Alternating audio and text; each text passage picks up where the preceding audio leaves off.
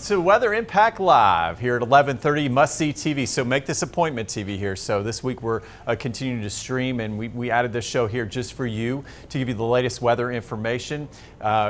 We take a look at the latest here, and we're talking about wildfire smoke across the country. So a lot of folks, if you've been around Tampa over the last week or so, you've noticed a little more traffic. Everybody's come home from their vacations, but what the big question our weather team's been getting, they're saying, man, there was a lot of smoke out there. I had reports of smoke in Chicago, folks that just got back from Boston, New York City, Washington, D.C. And let's take a look. In fact, Troy, our director here, does a great job. Let's take a look at what's going on. So this is some smoke out there. I believe we're looking at not just the West Coast seeing some of that smoke, but we've had a lot of Canadian wildfires going on. So it's really the 1-2 punch from nature.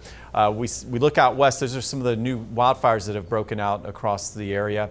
Not only from drought, but the extreme heat and the dry conditions there, really stoking the fires, so to speak. So this includes areas of California. I know the rim of the Grand Canyon, one of the most popular visited areas. So we've been battling a lot of smoke and haze across the country just for the fact we've had all these wildfires break out. So there's a view from Sean Parker there's the rim of the Grand Canyon we were talking about, and these wildfires, taking its toll across much of the country. But here in Florida, we've noticed some Saharan dust, but once you get out west into the north, a much thicker kind of smoke called wildfire smoke has really been taking over. In fact, as we come back to the weather maps here, what I did is I pulled up a little map here, and you see a lot of milky white areas. Okay, so Washington, D.C. up to the northeast, Vermont, New Hampshire, the Granite State, all the way back into the Badger State of Wisconsin, the Wolverine State of Michigan, and even out west. So there you go. You got the smoke out toward Nevada, California, the Four Corners, and we're watching a lot of haze across the country. So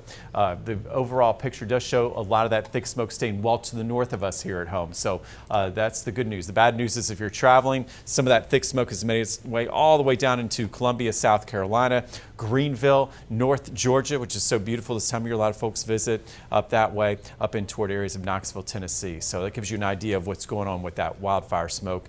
And for us, I think, you see, not much of that smoke making it even into North Florida at this point. But if we look at the air quality index, another reason to pay attention if you're getting that last minute vacation in for summertime, we've got some very low air qualities across areas of the Midwest, including Chicago, Minneapolis, Rhinelander, Green Bay. There's even some red up there, so that's very unhealthy levels for those that have respiratory ailments out there in D.C., New York, Boston, really the worst of the air up toward the New England area, the Northeast, including Connecticut and Rhode Island. And here back home, more of our typical weather here in Tampa. We have rain that'll mix out a lot of the air this time of year, and we're talking about more of our normal air quality index. So you've got a little moderate range there in Tampa. We take a look at the big story here, and it's not the smoke, but we're smoking. Does that make sense? Yeah, smoking hot. It's smoking hot. All right, let's take a look at our forecast heat index for the rest of the afternoon. And we're talking about triple digits, but at least we've had some cooling showers around the area from Pinellas into Hillsborough. So today, the problem was we had widespread temperatures up over 100 for several hours. At least we're starting to see some breaks in the heat across the area. All right, and in fact, as we go through the evening, I do think it's still going to be pretty toasty out there, but we will see temperatures at least fall back into the 90s, which we haven't seen much of. And it's been so hot and really dry across the area. Keep in mind, we still have a moderate drought, and that does include areas of Pasco, Hernando, up into Citrus County. And we're watching this area closely because we've got some deficits up to 7-10 inches of rain. And notice abnormally dry weather that does include areas of Polk County, Hillsborough, Pinellas County, all the way down into Bradenton, Manatee, Sarasota County, and Minnesota seeing some of that very dry weather. We take a look at our year-to-date rainfall, and yes, most of us in that deficit now. Sarasota is one of the few places that has a little surplus, up over 1/3 of an inch where it should be. Tampa, there's a deficit about 3.5 inches, but look at Brooksville, really leading the pack there with a minus 10 inches. For this time of year. Year to date, really we're talking from January through today here. We take a look at a change though coming our way. We need some drought relief, some help from the heat. I think we do get both. In fact, my go-to is the Euro, and we're going to go over the next 7 to 10 days, and it's nice to see more typical rain. August, our rainiest month, we'll start to light up the radars. Our weather team will be showing you the different storm tracks, street level tracking as we go into the next couple weeks, because I think it'll be much more active. We're talking about Just look at the scale, 2, 3, 4 inches of rain. That's about average.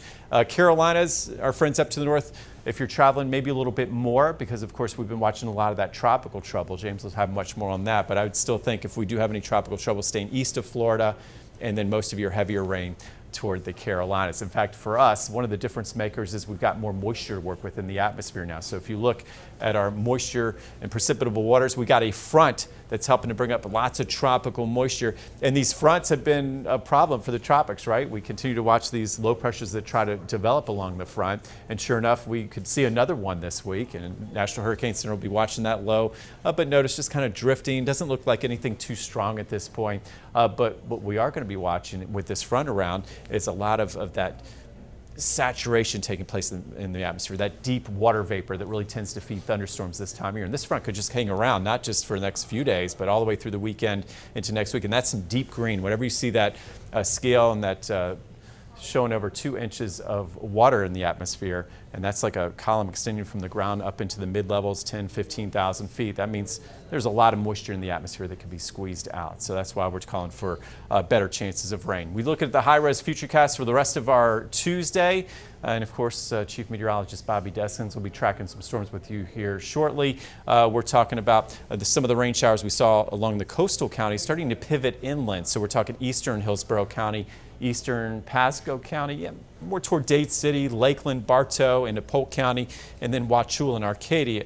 Now, if you're toward areas of Manatee County and Sarasota County, most of the area missing out on the rain so far today, but I think even this evening, some of these showers and storms and the outflows will come back toward the coast. So if you're south of Tampa, keep in mind there could be an evening round of rain. But as far as the rest of our Tuesday, really the peak area and the peak time to watch would be as we head toward 4 or 5 o'clock for our inland counties, Lakeland, Bartow, and Wauchula, while things calm down for our areas from Tampa to Clearwater Beach and off into areas of Crystal River. And then notice this evening we'll start to see some of the outflows move back toward the coast, and I'm still favoring areas more to the south of Tampa, Bradenton, and Sarasota for that late evening thunderstorm as the atmosphere becomes more juiced up. And you saw those temperatures, plenty warm and humid, a very muggy night on the way. So for the next 2 days, here's a little bit of a change. We still have the heat. It's steamy to stormy each and every afternoon. So the downpours have returned today.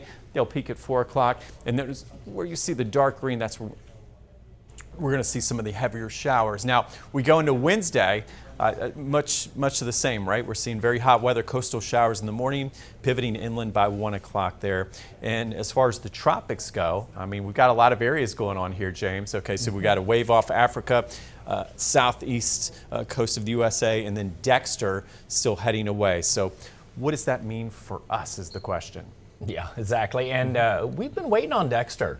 We've had a couple of invests that we were looking at that could have potentially become Dexter. Dexter finally formed over the weekend, and it's going to be moving its way out, Mike. And that's the good news. But again, here we are in August. The tropics are really kind of coming alive. And you can see here on your tropical map, you can see where Dexter is. Okay.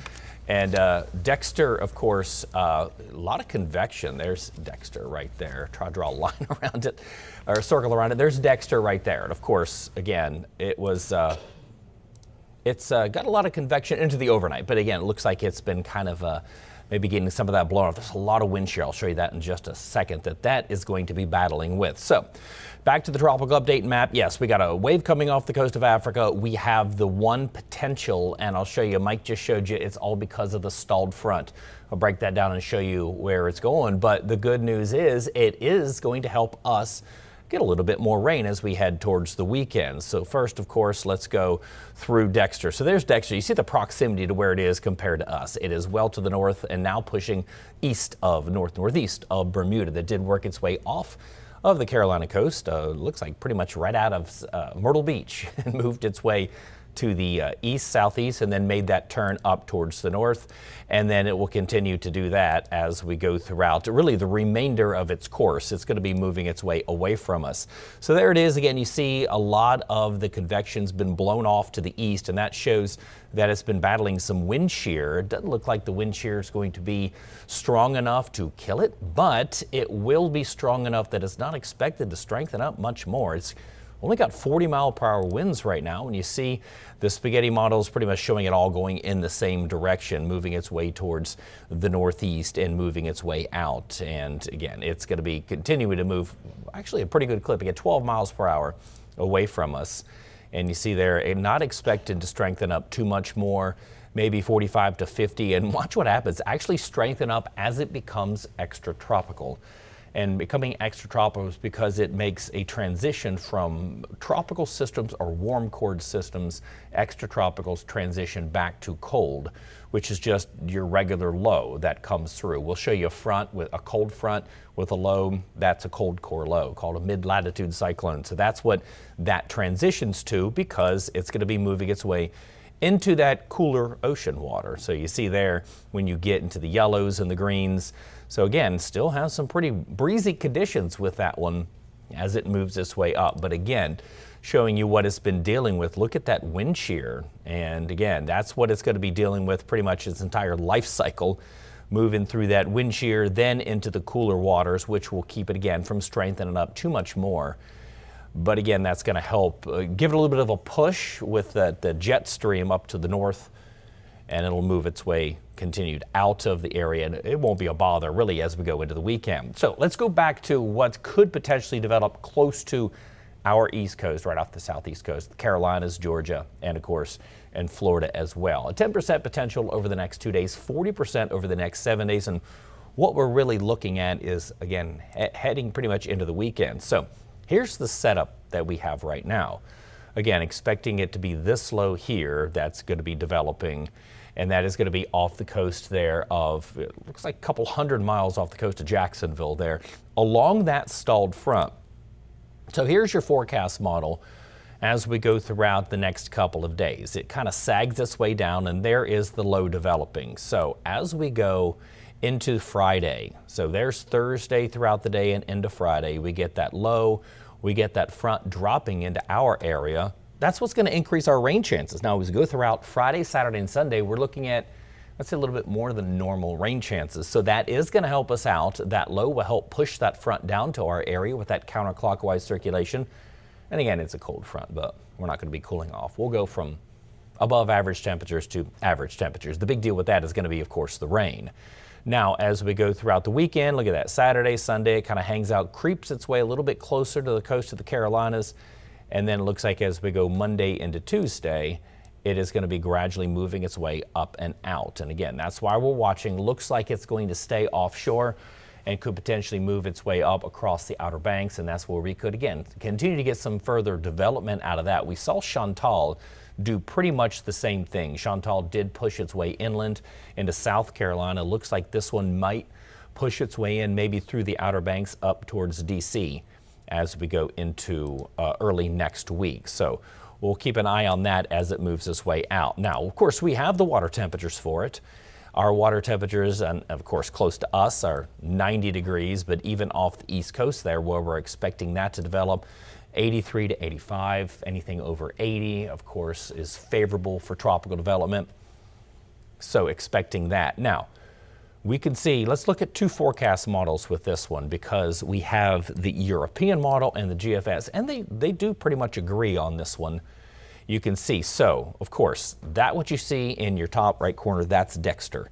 Watch what happens as we go throughout the end of the week and into the weekend. You see that circle developing there north of the Bahamas, and you'll see it pop up again. There it is. Now you start to see some of those colors. So right there, there's 3 a.m. on Friday, and that again is where you're going to see the potential for that really developing, breaking off from that front.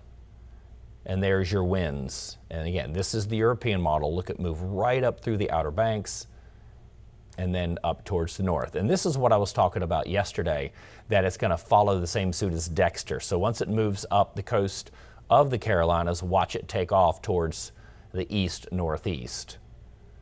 So again, moving its way out, which is good news. Now, here is your GFS. This is the American model. And location, pretty close. This one shows it developing a little bit further to the south. There it is. And then watch it go again, right towards the coast of the Carolinas. There it is, right south of Wilmington. and then kind of doing the same thing where it pushes its way up the coast. We'll have to fast forward that. Push its way up the coast. There's the closed circulation there. Not showing strong winds as the Euro, but again, kind of doing the same thing. Now watch it move its way off towards the east-northeast. And again, it's that circle right there off to the top right. So kind of agreeing, European does show it becoming maybe something a little bit stronger, where the GFS shows it actually very weak.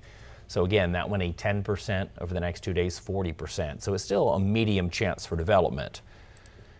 So we'll keep an eye on that. And again, the good news is with that one looks to bring us some rain. So let's go to the coast of Africa, and it came off yesterday and still waiting. Again, nothing much going on for the next couple days, but you can see the line there as it moves into the region there that is highlighted in orange. That's your 50% potential for tropical development. The ensembles still show that we could see, a low developing out of that one. The European model really doesn't like it that much. The GFS loves it. But again, this time of year, the GFS loves everything that comes out of the main development region. So again, watch social media. You'll see people post one run, which shows a Cat 3 hurricane hitting. I think the one I saw yesterday was like a Cat 3 hitting north of Lauderdale next weekend. So not this coming weekend, but next. So again, you'll get people on social media that will cherry pick one model run, and they want to show it. They want to show it for clicks. So again, you can trust me and Mike. We'll tell you what's going on here. So let's look at this one again. Kind of the same scenario as what we're dealing with off of our coast. So this is the time of year that the main development region really starts to come alive, because we have, good water temperatures. There's your water temperatures. Your reds are over at 80 and over. And here's the good news. Now, the past couple of years, we really, and I think it was 23, that we were dealing with record heat. And then 2024, not quite record heat, but it did back off a little bit above average. And now this year, you're not really looking at that much above normal.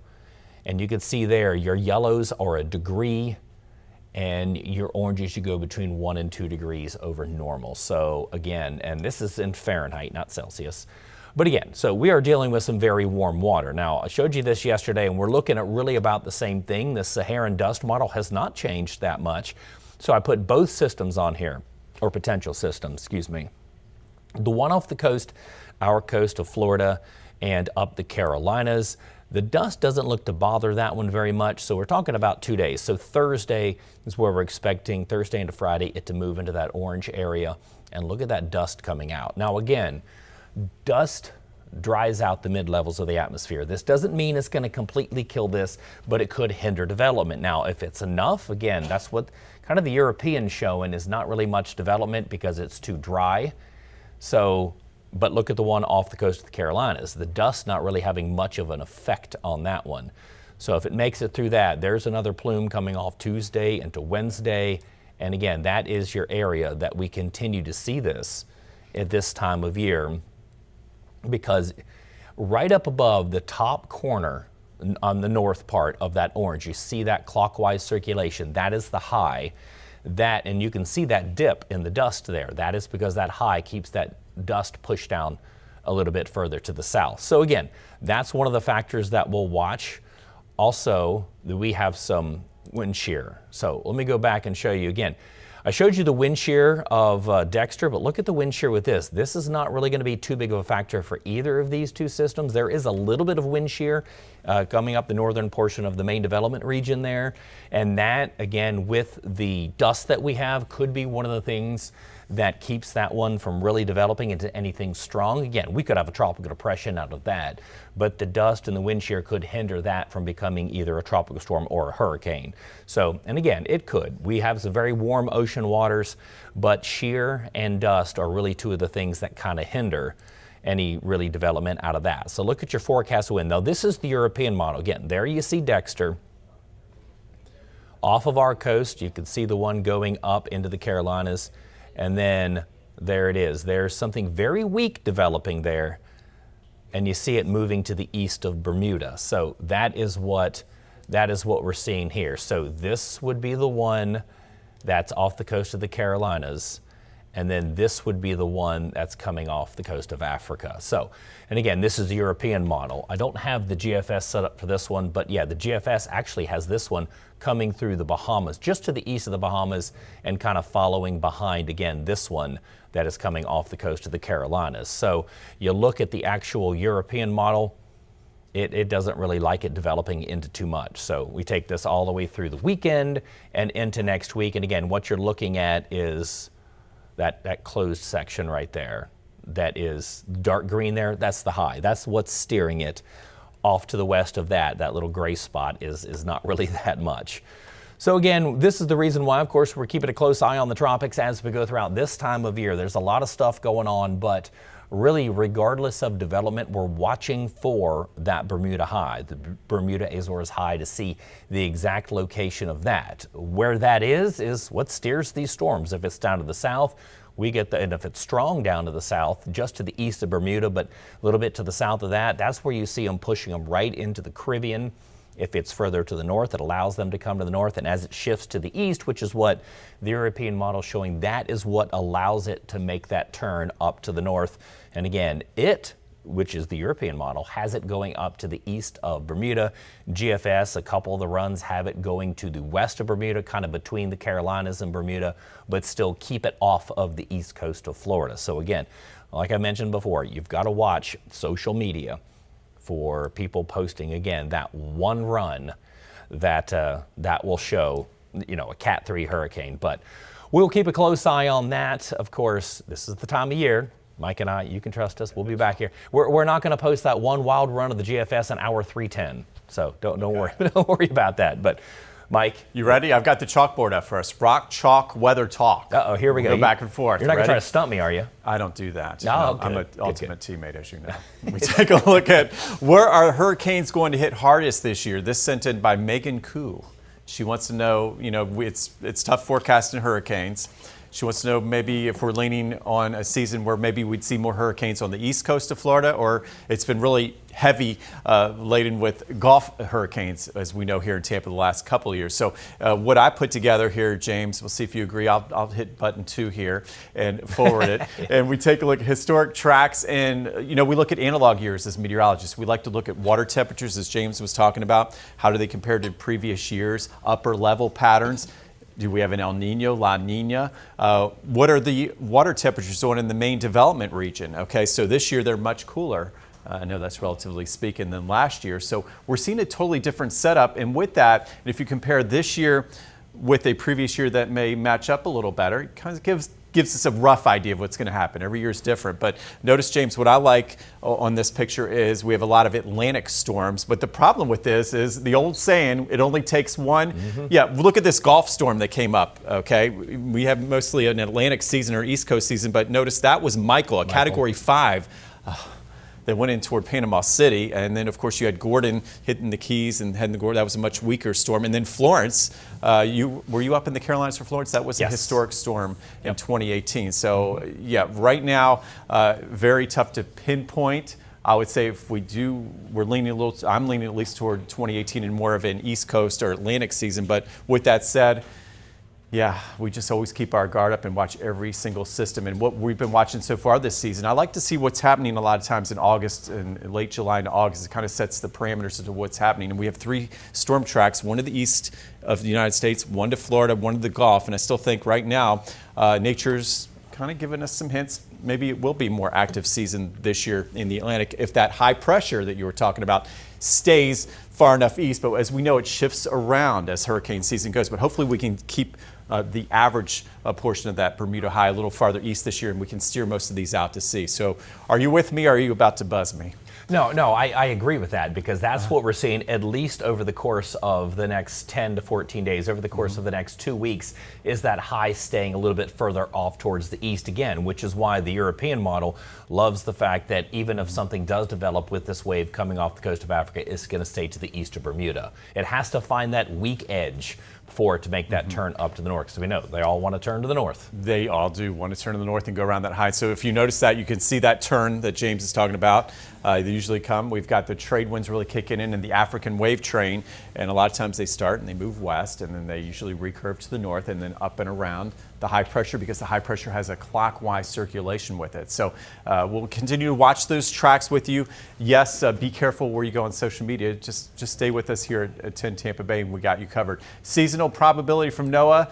Things have still not changed, still looking like an above average season at 60%. And what we're watching is those water temperatures, not just in the Pacific, but the Atlantic may have a bearing on that. I'm working on that right now, and we're going to have that on some of our upcoming streaming shows. I know we always focus on the Pacific, but there's a lot going on in the Atlantic that may override the Pacific this year. But for now, again, one storm at a time. The last below normal season forecast, it's been quite some time, 2015. I don't see that happening this year. Keeping our guard up, and there's the numbers. We average 14, 7 hurricanes, 3 major hurricanes, that's the named storms. Colorado State still going above average, and as well as NOAA. And as we look at the overall picture here, what we're talking about is, just staying prepared. That's the key. Getting those supplies, taking advantage of the tax-free holiday. And as we finish up the show, just reminding you, we've got the storm this afternoon, but still a lot of sizzle in the forecast. Tomorrow we could be even warmer with 95 degrees. So remember, to beat the heat, you always check the back seat. Don't even think of leaving a pet, child, or anything back there, okay? Because as you can see in 10 minutes, some of those car temperatures will be up well over 110 degrees and up to 130 by the time we head into 30 minutes. So keeping folks safe, that's what it's all about, James, and we'll see you back here tomorrow, right? Yeah, sounds good. Join us. We're going to continue this, of course, on the news at midday, and we'll talk more about that heat. Again, it doesn't take much. Even with the windows down, don't leave anything in the car.